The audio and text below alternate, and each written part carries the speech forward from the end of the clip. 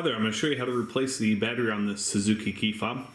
Here's all you need. You need a flat tip screwdriver about this size, and then also you need your replacement battery. This takes one of these 2025s, and you can get these on Amazon. They're really inexpensive. There's a link below in the description that will take you straight there. Okay, so here's what you do. On this bottom portion here, put the screwdriver in, and push and twist. You don't need to be forceful with it. It goes very easily. All right, so you can take your same screwdriver and you can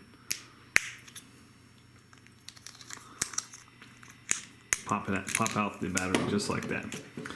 All right, so take your fresh battery, and the positive side goes down. That's generally the side with the writing.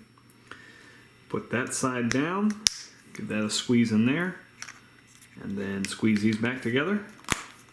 And you're all set, ready to rock. Thanks so much for watching. Make sure you hit that thumbs up button.